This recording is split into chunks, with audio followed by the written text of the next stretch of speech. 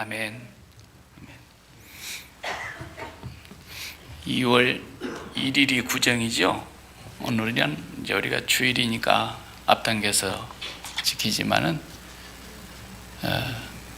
팬데믹으로 인해서 아마 주일 이 구정 지키는 것도 우리 고국은 재미없을 것 같아요.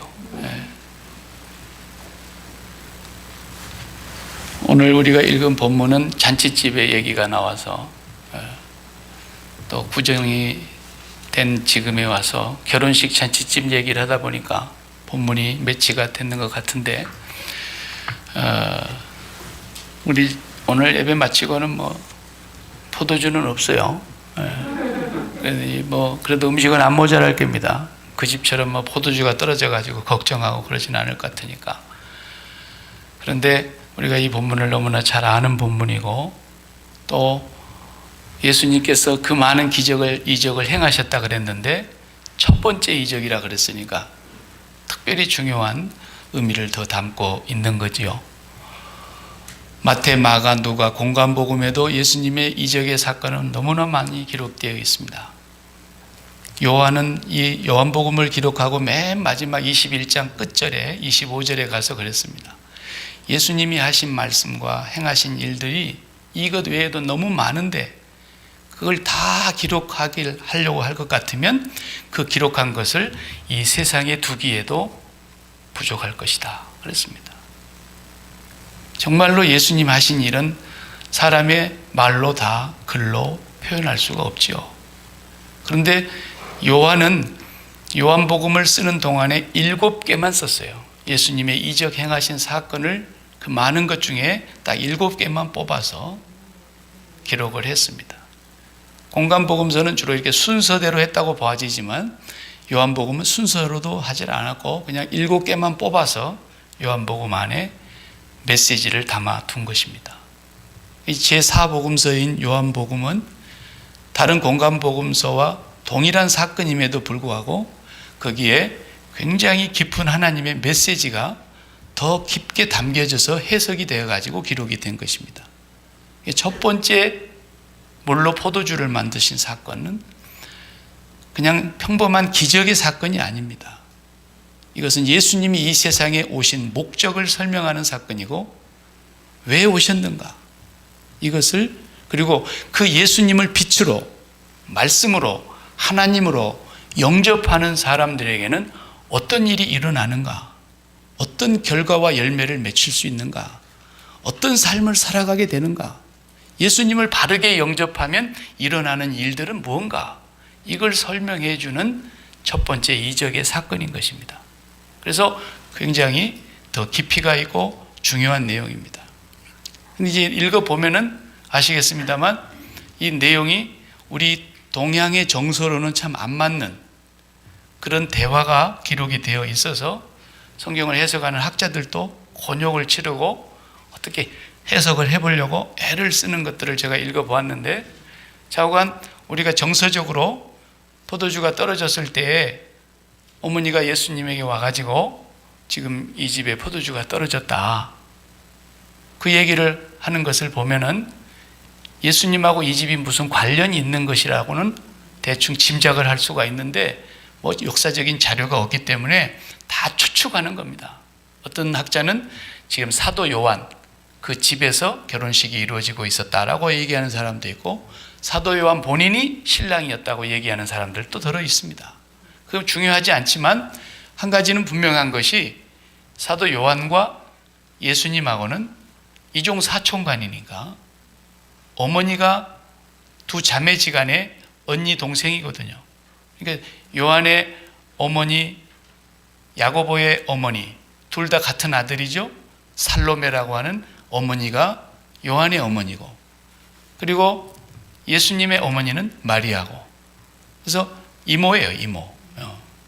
그러니까 이 집에 결혼식 잔치에 참여했다고 하는 것은 이런 관계도 있고, 또 포도주가 떨어졌는데 아무 관련이 없는 집이라 그러면 그냥 없으니까 이제 잔치 끝났다고 그러고 가면 될 일인데, 걱정을 하면서 와서 예수님께 말씀하신 것을 보면은 예수님과 또 예수님의 어머니 마리아와 이 결혼식 집하고는 뭔가 관계가 있고, 또 와가지고 하인들 보고 어머니가 그러잖아요. 저분이 뭐라고 말하든지 그대로 하라. 이렇게 지시를 내릴 정도로 된다면 그 집의 주인과도 깊은 관계가 있는 그런 집이었구나. 이렇게 추측이 가능한 것이죠.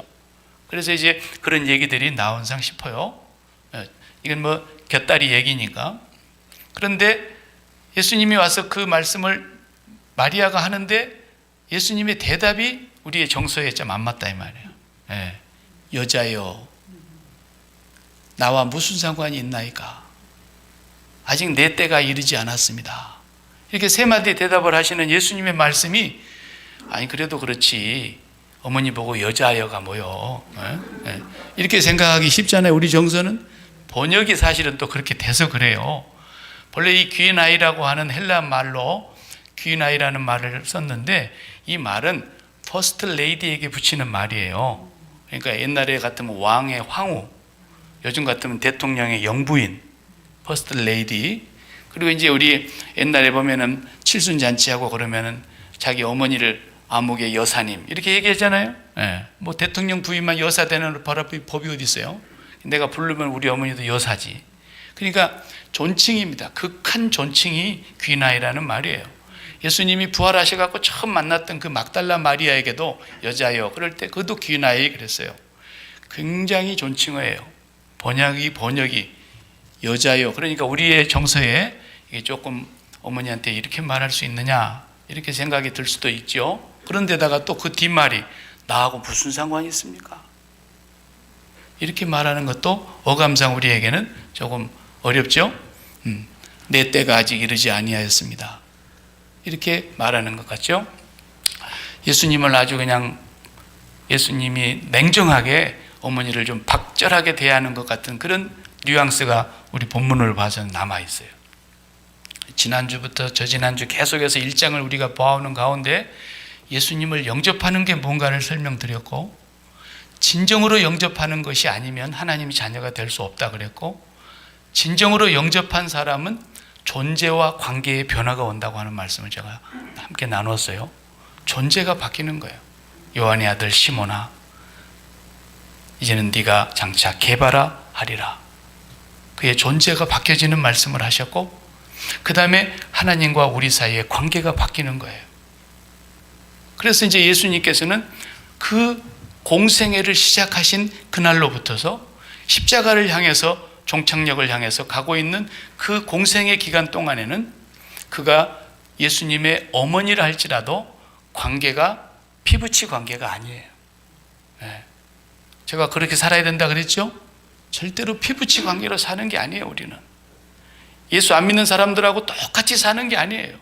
저 사람들은 피부치밖에 없고 살부치밖에 없고 혈통으로나 육정으로나 사람의 뜻으로 난 것밖에 없는 거예요. 그들은 어차피. 그래서 동창으로 만나고 고향으로 만나고 뭐 학교 선후배로 만나고 별의별 사업상에 만나고 계모임으로 만나고 이웃의 친구로 만나고 그렇게 맨날 만나는 그런 관계는 안 믿는 사람들이나 다 그렇게 하는 거예요. 우리는 그래서 예수 믿는 사람들은 만남 자체가 조심해야 되는 거예요. 그냥 고향 선후배라고 막 이렇게 만나고, 내가 노예 때 가끔 보면은 그런 장로님들이 들어 계시더라고요. 그 이제 뭐 밥 먹다가 좀 사적인 얘기가 나와가지고 고향 얘기 나오고 뭐 학교 얘기 나오다 보면은 보성고등학교 나왔어? 몇 해야? 딱 그래요. 처음에는 몇 해입니까? 그래요. 몇 해입니까? 그래. 54회입니다. 내가 43회인데 한참 동생이구만. 이제부터 내가 말 놓겠어. 이러더라고. 무식한 거예요. 무식한 거예요. 관계를 예수 믿는 사람들은 그렇게 하면 안 되는 거죠. 우리는 하나님과 우리라 그랬어요. 이제부터는 우리끼리가 우리가 아닌 거예요. 언제나 우리 그럴 때에 하나님 성삼위 하나님과 내가 우리의 관계가 바뀐 거예요. 무슨 일을 해도 그 관계를 잃지 않고 잊지 말고 살아야 돼요. 하나님 오늘 우리 뭐 먹을까요? 그러면서 먹어요. 하나님 우리 오늘 어디로 갈까요? 하나님 내가 오늘 쇼핑하는데 무엇을 살까요? 항상 하나님과 우리가 돼갖고 하면은 실수하지 않고 살 수 있는 거예요. 우리끼리 하자. 아무한테는 얘기하면 안 된다. 이런 식으로 하면 안 돼요. 그럼 하나님 위에서 나 빼고 그러신다고. 나 빼고 그러면 반드시 죄짓게 돼 있는 거예요. 거기 하나님이 우리 속에 포함되지 않으면 100% 죄짓는 거예요. 그건. 100%. 그렇기 때문에 저와 여러분이 관계가 바뀌었다는 걸 분명히 아셔야 돼요. 그래서 밖에서 예수님을 찾는 엄마 동생들이 왔는데 누가 내 엄마냐 그랬어요. 누가 내 동생이냐? 누가 내 자매냐? 공생애를 시작하신 예수님의 분명하신 가르침이 그 속에 다 담겨 있는 거예요. 박영근 권사님은 박역 장로님의 어머니만 되는 게 아니에요. 우리의 어머니고 나의 어머니인 거예요. 그 사도 바울도 그랬잖아요. 루포의 어머니는 곧 나의 어머니입니다. 이렇게 말했죠. 예수 믿으면 관계가 다 바뀌는 거예요. 예수 믿는 사람들 사이는 전부 그렇게 되는 거예요. 미안한 얘기지만 예수를 안 믿는 남편은 남편이지만 내 살부치로 살아가고 있지만 하나님과 관계 속에서는 남이에요. 그렇기 때문에 그 남편에게 미션의 관계로 만나는 거예요. 사명의 관계로 남편을 더 잘해줘야 되는 거예요. 그래서 안 믿는 남편 전도하기가 제일 힘든 거예요.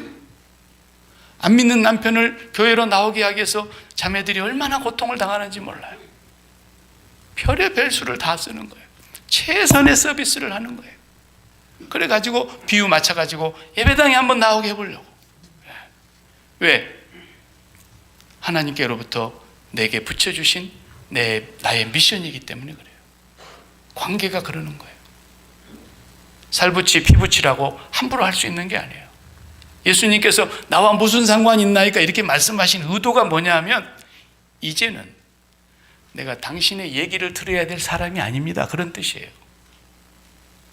이제는 내가 하는 모든 일이 누구의 말을 듣고 하는 사람이 아닙니다. 내가.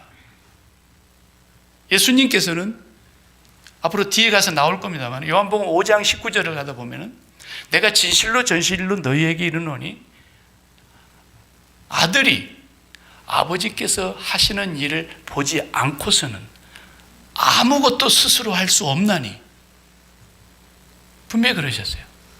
그래서 예수님은 아버지께서 하시는 일만 보고 그대로 하시는 거예요. 무슨 일을 해도 그러시는 거예요. 단 한 번도 당신 스스로 생각하고 판단해가지고 당신이 결정해서 하시는 일이 없었다고 말씀하시는 거예요. 아버지께서 하시는 일을 보지 않고는 아들 스스로 내 심판이 왜 어려우냐? 내 스스로 심판하는 것이 아니라 아버지께서 심판하시기 때문에. 그래서 그 뒤로 또 가면은 예수님 무슨 말씀까지 하십니까? 빌립에게, 빌립아, 네가 나와 3년 동안 같이 살았는데 아직도 아버지 보여달라 그러느냐? 내가 하는 말은 내 말이 아니고 아버지께서 내 안에 계셔서 하시는 말씀이야. 이렇게 말했어요. 그분은 말씀 한마디도 그분이 행하는 어떤 것도 아버지가 하시는 일을 보지 않고 당신 스스로 결정해서 하시는 일이 없는 분이에요. 그 말씀을 지금 어머니에게 하고 있는 거예요. 내 때가 아직 이르지 아니하였습니다. 물론 그 때는 앞으로 7장 8장에서도 나옵니다마는 예수님의 십자가의 때를 종국적으로 말씀하고 있는 내용이에요. 그런데 예수님께서는 십자가에 죽기까지 모든 것이 하나님의 때에, 하나님의 시간에, 하나님이 그 타이밍도 맞추시고 하나님께서 사인을 보내시는 대로만 움직이시는 분이라는 말씀을 하고 계시는 거예요, 지금. 그러니까 내 아내라고, 내 남편이라고, 내 자식이라고 함부로 하면 안 되는 거예요. 그래서 겉으로야 오늘부터서 갑자기 여자요, 또 그렇게는 할 수 없잖아요. 네. 속으로 그렇게 하라고 말해요, 속으로. 네. 아내가 뭐라 그러면 속으로, 아줌마, 나하고 무슨 상관이 있습니까? 네? 네. 남편이 뭐라고 그러면 남편이라고 큰 소리 치면은 아저씨, 속으로. 네. 나하고 무슨 상관이 있습니까? 내 때가 아직 이르지 않았습니다. 그 말을 하나님께서는 그렇게 말씀 안 하는 것 같습니다. 성경을 보니 하나님께서 그렇게 하라는 것 같지 않습니다. 최소한 그렇게 여러분이 마음가짐을 가져야 되는 거예요. 분명하게 우리는 존재와 관계가 바뀐 사람들이에요. 아버지 돈 주세요. 자식이 와서 그러면 이봐 학생 속으로 내가 너에게 무슨 상관이 있냐 말이에요. 하나님께 기도해 보니까 그건 주지 말래. 내 때가 아직 이르지 않았어. 우리가 항상 관계가 분명해야 되는 거예요. 피붙이 살붙이라고 그냥 뭐 눈에 넣어도 안 아프다고 그냥 맨날 우리가 그렇게 육신의 정욕에 매여 가지고 보이는 대로 들리는 대로 사는 것이 아니란 말이죠. 예수님이 하시는 대로 우리도 따라가야 돼요. 그러니까 이런 얘기와 같아요. 우리 이제 한국의 고국의 뭐 축구 잘하는 선수들이 이제 해외에 많이 프로 선수들로 이제 이렇게 나가가지고 뛰는 사람들이 많은 것 같은데 뭐 여러 사람이 있나 봐요. 예. 저는 한 두세 사람 저도 아는데 우리 손흥민 선수는 세계적인 선수가 돼가지고 축구 좋아하는 사람들에게 영웅이에요. 영웅. 영국에서도 얼마나 손흥민 좋아합니까? 가령 우리가 한번 예를 들어봅시다. 손흥민 선수가 오늘 이제 토트넘에서 뛰고 있는데 토트넘하고 첼시하고 이제 홈그라운드에서 붙었다. 그러면 막 난리가 나죠. 예. 그런데 오늘은 손흥민 선수가 이제 출전을 해야 되는데 가서 보니까 그럴 리가 없겠지만 예, 제가 설정한 거예요. 명단에 보니까 후보 선수예요. 후보 선수. 주전 멤버가 아니야. 그래가지고 이제 관중석 밑에 선수석에 대기하고 있는 자리에 딱 앉았네. 모처럼 아버지, 어머니, 할아버지, 할머니 막 다 참석했는데 아이고 우리 손주, 우리 아들이 선수석에 앉아 있는 거야. 그래 이제 11명씩 나가서 막 뛰는데 토트넘이 막 홈그라운드에서 보기 좋게 져버리는 거야. 속이 막 뒤집어지는 거야. 속이 뒤집어. 선수들도 그냥 그렇지만은 막 관중들도 속이 더 뒤집어지는 거야. 그러니까 뒤에서 막 손흥민 어머니가 흥민아, 네가 뛰어라, 네가 뛰어, 빨리 나가, 빨리. 도저히 내가 못 보겠다. 속이 터져서 얼른 뛰어, 얼른 나가라니까 아무리 해도 어머니 나하고 무슨 상관이 있습니까? 내 때가 아닙니다. 무슨 말이에요? 온 관중이 나보고 손흥민 해도 우리 감독이 나가란 말 하지 않으면 못 나갑니다.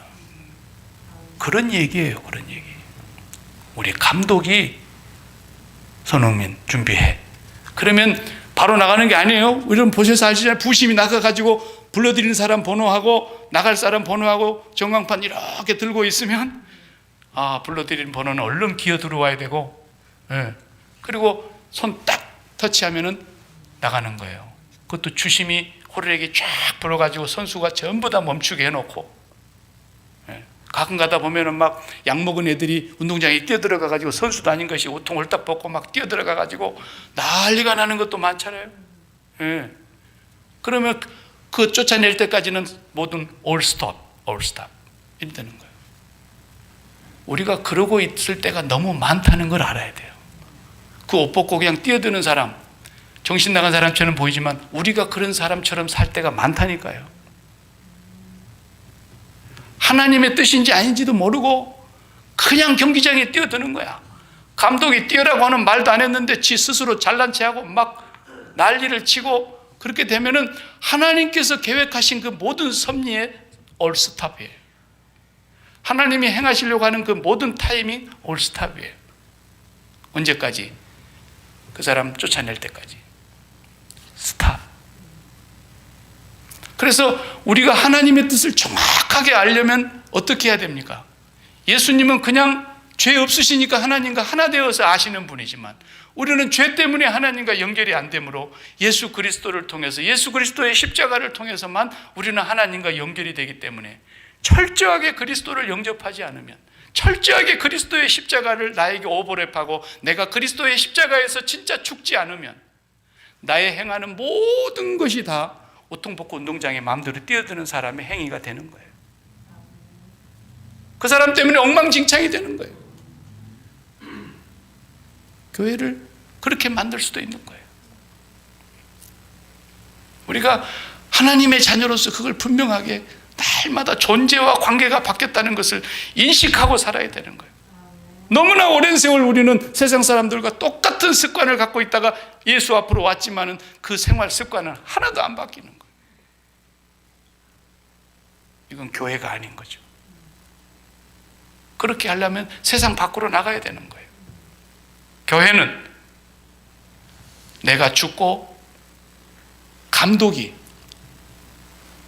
준비해, 감독이 이제는 너의 시간이야 라고 말할 때까지 예수님은 그렇게 사셨다라는 걸 지금 보여주고 계시는 거예요. 우리가 예수님 따라가고 예수님의 동선을 쫓아간다는 것은 그걸 의미하는 거예요. 매번 우리도 그런 삶을 살기 위해서 주님을 바라봐야 되는 겁니다. 그리고 이 첫 번째 이적의 사건이라는 거, 이것이 뭘 의미하느냐, 예수님이 왜 오셨느냐를 의미하고 있는 사건이에요.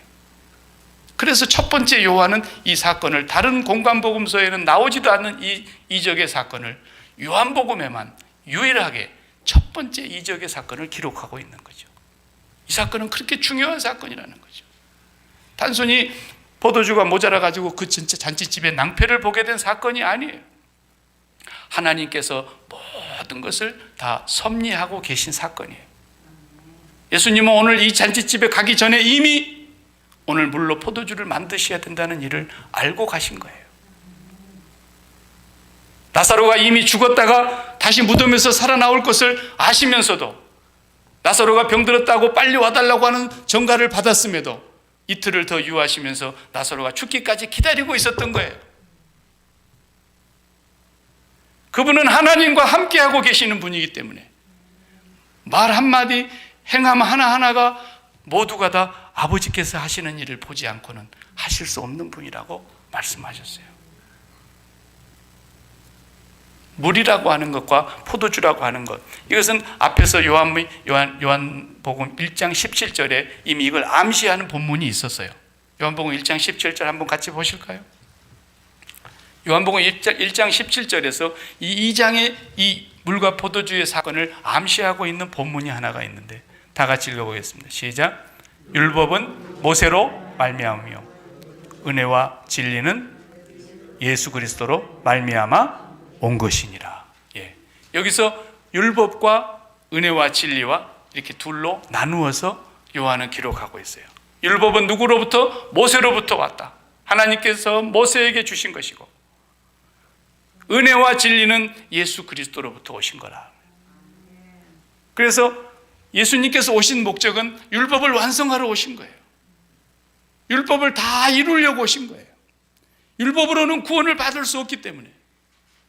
그래서 이 물이라고 하는 이 결례에 쓰는 물이라 그랬잖아요. 이 유대인들의 집에는 항상 밖에 외출하고 돌아오면 손발에 먼지가 많이 묻기 때문에 그 손발을 씻는 것도 쓰고, 또 항상 손을 씻고 발을 씻는 것은 그들에게 있어서 전결 예식이라 했어요. 전결 예식. 그들의 문화 속에서 항상 전통적으로 해오던 일이에요. 그러니까 이 정결 예식을 행하지 않으면 더럽다고 여긴 거예요. 그래서 손 안 씻고 밥만 먹어도 바리새인들이 예수님의 제자들한테 막 트집 잡고 그러잖아요.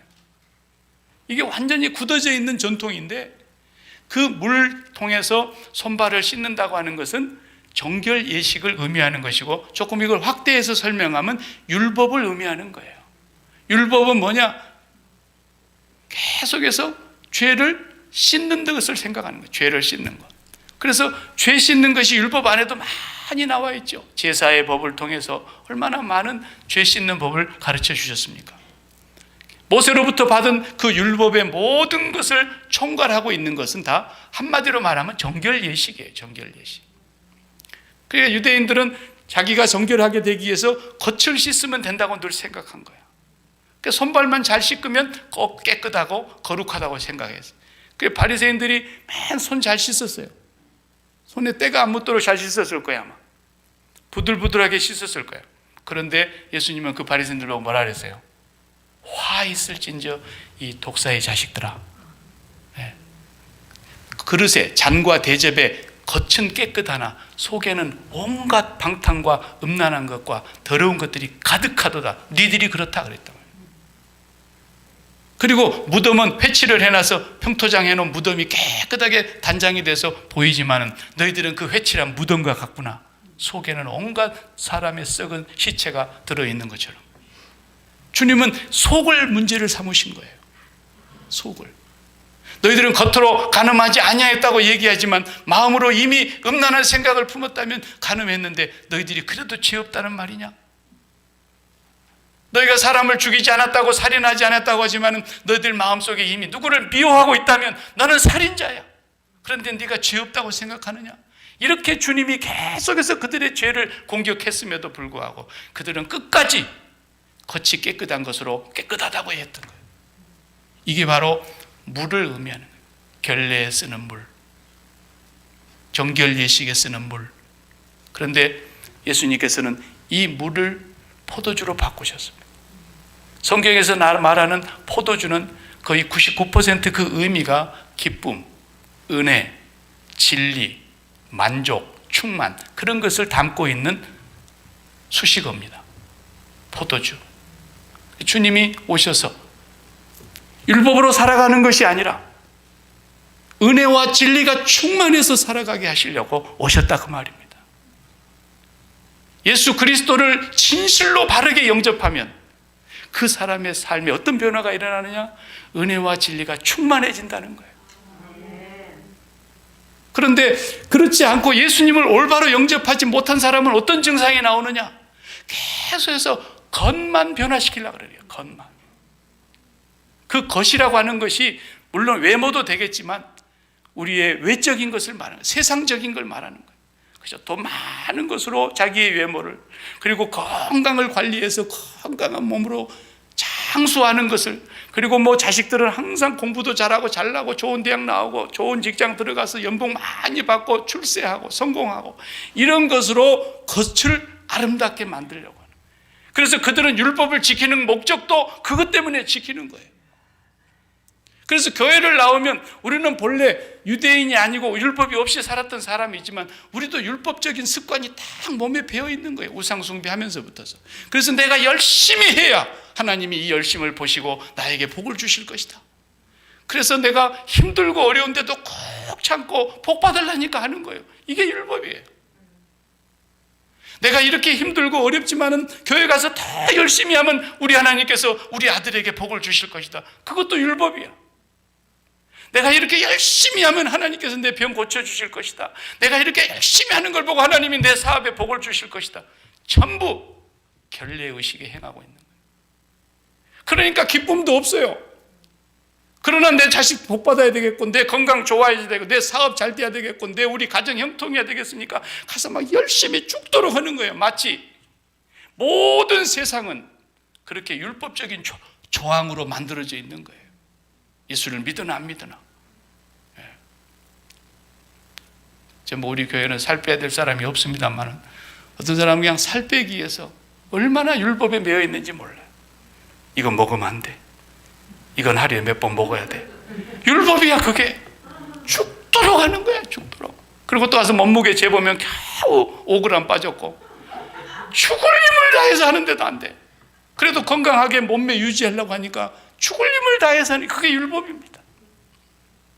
그러나 은혜와 진리가 충만해지면 어떻게 되느냐? 내 안에서 은혜와 진리가 충만해지면 예수님이 나를 살아주시는 거예요. 사도 바울의 표현이 그 표현이거든. 이제는 내가 산 것이 아니요 내 안에 예수께서 사신 것이다. 진리가 나를 끌고 가는 거예요. 이제는. 그러니까 교회 와서 봉사해도 결례의 의식에 매여서 율법적으로 봉사하는 사람이 부류가 있고 은혜와 진리가 충만해서 봉사하는 부류가 있어요. 이것은 어디에서 차이가 나느냐? 예수님 영접한 데서 차이가 난 거예요. 그래서 어떤 사람은 교회 와서 봉사하는 자체가 행복이야. 봉사하는 기쁨이 날로 넘쳐. 남들이 볼 때는 자기 일도 바빠가지고 허리가 휘게 생겼는데 그 일까지 다 해놓고 와서 또 교회 와서 일을 해. 주일날 오후에까지. 죽도록 일을 하는 것 같은데 그 속에는 항상 기쁨이 있어요. 그리고 내가 아버지의 집에서 쓰임받는다는 행복감이 있어요. 그리고 내가 이렇게 일하는 데 있어서 몸이 피곤한 건 사실이지만 하나님이 주시는 힘으로 하는 것 같이 하기 때문에 영광을 하나님께 돌리게 되어 있어요. 그러나 그렇지 않고 열심히 일한다고 교회 와서 그냥 집에서도 밥하기 싫어가지고 그냥 나가서 사 먹고 그러는데 교회까지 와서 밥하라 그러고 집에서도 나는 물 안에 손가락 끝에 물 한 번도 안 묻히는데 여기 와서 설거지하라 그러고 여기 와서 무슨 일을 하고 그러는데 너무너무 힘들어. 그런데 어떻게 해야 돼? 그래도 내가 앞으로 장로를 바라보는 사람인데 해야 되지 않니? 이게 결례야. 이게 결례에 드는 물 두세 통씩 드는 항아리의 물이라고. 이게 죽을 힘을 다해서 해야 되는 거야. 하기는 싫지만 예수를 그렇게 믿으면 주님이 그 사람을 보고 뭐라 그런지 아세요? 수고하고 무거운 아무개야, 무거운 짐진 아무개야. 그거 내려놓고 나를 영접해라. 나를. 주님을 영접해야, 진짜 주님을 영접해야 주님을 위해서 일하는 행복이 있는 거예요. 나 같은 죄인이 아버지에게 쓰임을 받는다는 감격이 있는 거예요. 그것이 은혜가 진리가 충만한 삶이거든요. 왜 예수를 믿는다 그러는데 은혜와 진리가 충만하지 못할까? 그것은 다른 데 이유가 있는 것이 아니에요. 첫 번째 원인은 예수 그리스도의 십자가를 나에게 오버랩해서 진실로 영접한 사람이 아니 되기 때문에 그러는 거예요. 철저히 자기 죽음이 이루어지지 않기 때문에 그러는 거고, 두 번째는 언제나 겉을 아름답게 만들려고 하는 거예요. 겉에서 변화가 일어나기를 바라는 거예요. 내가 이렇게 예수 열심히 믿었는데, 이렇게 내가 교회 가서 열심히 충성했는데, 이렇게 내가 하나님 앞에 헌금을 드렸는데 어찌하여 나의 가정과 나의 직장과 나의 사업장과 나의 자녀들의 주변에는 변화될 조짐이 보이지 않는가? 항상 겉에만 관계를 갖고 있는 거예요. 그런 사람을 향해서 주님이 뭘 하시느냐? 나는 너의 그리스도가 아니야. 주님은 간단해요. 심플해요. 나는 너의 그리스도가 아니야. 그는 예수를 믿는 사람이 아닌 거예요. 아직까지 정직해야 돼요. 진실해야 돼요. 나는 너를 위해서 온 그리스도가 아니야. 은혜와 진리가 충만해지는 것은 우리의 겉이 변하는 걸 보고 은혜가 임했다는 말을 하는 것이 아니에요. 사업이 좀 안 되다가 사업이 잘 되는데 아이고 은혜가 임했네, 그렇게 말은 하지만 그건 성경에서 말하는 은혜가 아니에요. 은혜는 어디로만 임하게 되어 있느냐? 우리의 인격 속으로만 임하게 되어 있는 거예요. 우리가 골고루 영양분 좋은 음식을 먹으면 몸이 살이 찌는 것처럼 우리의 인격에 은혜가 찌는 것은 속으로 일어나는 일이에요. 내 속에서. 누구든지 목마르거든 내게로 와서 마시라. 나를 믿는 자는 그 속에서, 그 배에서 생수의 강이 흘러나리라. 이는 믿는 자의 받을 성령을 가리켜 하신 말씀이라. 은혜와 진리가 충만해지면 내 속으로부터서 기쁨이 나오고, 은혜와 진리가 없는 사람은 항상 겉을 바꿔지기를 기다리는 거예요. 겉이 바꿔. 그래서 예수를 믿는다고 하면서도 기쁨이 없는 이유는 언제나 내 은혜가 겉에 임하기를 바라기 때문인데 천만의 말씀이에요. 사도 바울이 뭐라 그랬어요? 우리의 겉사람은 날로 후패하나.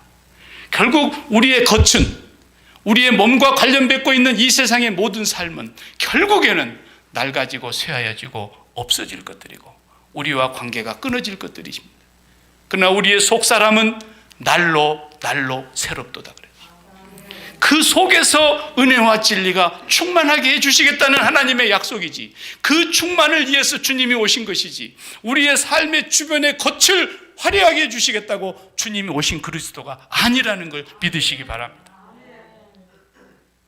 주님의 겉사람을 보십시오. 그는 마른 땅에서 나온 줄기 같아서 아무도 흠모할 만한 아름다운 것이 없었던 분입니다. 주님은 그래서 말구유에 나셨고, 그리고 가난한 목수의 아들의 집에서 살았고, 그리고 그는 머리둘 곳도 없이 살다가 십자가에 죽으시고 부활하셨습니다. 그를 따랐던 모든 제자들을 보십시오. 예수님의 길을 먼저 예비했던 세례 요한은 목이 잘려서 죽었습니다. 그를 위해서 결혼하지 않고 일생의 복음을 전파하기 나서서 이방인의 사도가 됐던 바울은 고칠 수 없는 질병을 짊어지고 매를 맞으며 감옥살이를 하면서 말로 다할 수 없는 어려움과 환난을 겪으며 그의 겉사람은 망가질 대로 망가졌지만 그의 속 심령은 날마다 새로워졌고 주 안에서 항상 기뻐했고 범사에 감사하면서, 왜? 은혜와 진리가 충만했기 때문이었습니다. 하나님 우리에게 은혜와 진리를 부어주신다고 약속하신 것은 우리의 겉사람을 화려하게 해주시겠다는 게 아닙니다. 우리의 속사람, 우리의 인격의 은혜와 진리가 살찐다는 것입니다. 그래서 스데반 집사님 같은 경우는 아주 극단적인 상황이지만 돌멩이로 와서 찍어서 죽이는데도, 그의 겉사람은 지금 깨어지고 피투성이가 되어가는데도 그의 속사람은 얼굴이 해같이 빛나며 천사들이 와서 그를 수종드는데 그들을 향해서 용서해달라는 기도를 하고 죽는 거예요.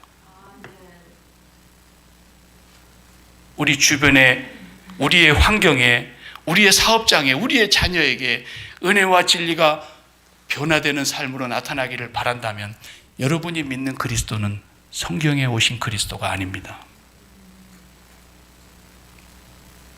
우리의 그리스도는 우리의 인격을 은혜와 진리로 살찌우기 위해서, 그래서 내가 억지로 해야 되는 것이 아니고 죽기 하면 살기로 해야 되는 것이 아니고 할 수 없는 가운데서도 어쩔 수 없이 살았으니까 해야 되고 목구멍이 포도청이니까 해라고 내 자식 때문에 해야 되고 내가 살자니 해야 되는 그런 삶이 아니라 똑같은 직장에 나가서 직장 생활을 하고 위에 있거나 아래에 있거나 무슨 일을 해도 내 안에 진리와 은혜가 넘쳐서 하는 일은 날마다 행복한 거예요. 그 은혜를 구하시기 바랍니다. 그 은혜를 주시려고 주님이 오신 것이지, 아직도 우리의 삶을 좀 더 좋은 똥이나 이런 걸로 메고 다니고, 그 다음에 좀 더 좋은 차로 우리를 포장하고 좀 더 좋은 집으로 좀 더 좋은 인격을 만들어 보겠다고 지위를 갖는 것으로 국회의원이 되어도 안 채워지니까 저 난리를 치는 거 보세요. 대통령이 되니까 더 안 채워져 갖고 저 죽고 못 사는 거 보세요. 세상에 스타가 되어도 채울 수가 없는 거예요. 그 마음은 전능하신 하나님 크기로 지음받은 바 되었기 때문에 그 마음에 하나님 들어오시지 않고는 절대로 채워질 수 없는 것이 우리 마음이에요. 우리가 아무리 좋아도 한 3일 와 그랬다가 3일 지나면 다시 바람 빠진 풍선이야. 이 세상에 무엇로 채운단 말입니까? 암덩어리가 있다가 나섰다, 할렐루야 그래봐요. 일주일 지나면 또 걱정해요. 그것이 3개월 이상 못 가요. 우리 주님이 인생하셔서 복을 주시지 않는 게 아닙니다. 나는 지금까지 찾고 있는 중에 한 사람을 찾고 있습니다. 돈 많고 건강에는 조금도 이상이 없어서 약이란 약은 하나도 먹어본 일이 없고, 자식들은 늘 잘 때 가지고 그 하는 일이 포도나골처럼 쭉쭉 뻗어나가고, 사업은 날마다 일취월장하고, 그런 사람 중에 은혜와 진리가 속에서 충만한 사람을 저는 찾고 있는 겁니다. 아직까지 만나보지를 못했어요.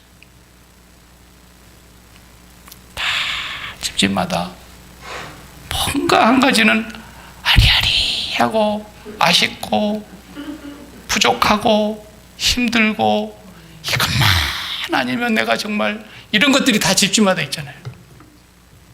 하나님은 오늘 또 우리가 이 세상에 마음 붙이고 이 세상의 은혜와 진리가 넘치기를 원하고 살아가고 있는 그 많은 사람들에게, 베드로를 부터 이시해서 언제 우리가 나라를 독립해서 왕위를 차지하고 좌우에 앉고 난리를 칠 것인가, 전부 자기 주변에 밖을 아름답게 하려고 하는 그런 모든 사람들에게 그리스도는 자기들에게 오신 것이 아니었어요. 나를 따르려거든 자기를 부인하고 자기 십자가를 지고 나를 쫓을 것이니라. 예수님은 바로 물이 변하여 포도주가 된 이 사건을 통해서 당신이 오신 목적이 그것 때문이라는 거예요. 너무나 많은 사람들이 수고합니다. 너무나 많은 사람들이 무거운 인생의 짐을 지고 살아갑니다. 죽지 못해서 살아가는 사람도 있습니다. 어쩔 수 없이 살아갑니다. 노예가 되어 살아갑니다. 매여서 살아갑니다. 만족이 없습니다.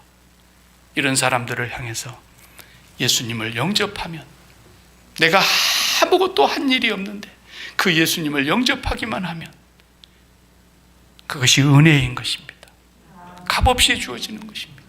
그러면 그 예수님이 내 안에 들어오셔서 이제는 내가 산 것이 아니라 예수께서 살아주십니다. 진리가 들어오셔서 진리가 우리를 진정 자유케 해주시는 것입니다. 그래서 그 은혜와 진리가 충만한 삶을 살게 하시려고 주님이 오신 것입니다. 이 기적의 첫 번째 표적은 우리에게 그걸 사인으로 보여주시고 있는 표적이라고 그랬습니다. 그게 사인인 거예요. 저와 여러분이 동일하게 이 사건 앞에서 우리를 점검해 봐야 돼요. 목사도 마찬가지예요. 만약에 목사인 제가 지금 이 앞에 서서 여러분에게 이렇게 설교를 하면서 매지 못해서 하고 죽지 못해서 하고 목구멍이 포도청이라서 하고 어쩔 수 없이 한다면 이 세상에 내가 가장 불쌍한 사람일 것입니다. 일규야, 그거 벗어버리고 그냥 가서 붕어빵 굽지 그러냐? 예, 붕어빵 굽는 게 훨씬 자유로울 수 있습니다. 내가 만약에 그렇다면 여러분이 이 세상 사시면서 동일하고 마찬가지입니다. 여러분이 사는 모든 삶이 주님이 들어오셔서 주님이 살아주시는 삶으로 나가지 못한다면 언제까지 우리가 겉사람을 만들기 위해서 몸부림치면서 살아야 하겠습니까? 우리의 속사람, 이것이 은혜와 진리로 충만해지기 위해서 주님은 이 땅에 빛으로 오셨고 말씀으로 오셨고 우리에게 어둠 가운데 있는 우리에게 유일한 빛으로 오셨습니다. 날마다 이 주님을 바르게 영접하시기를 바랍니다.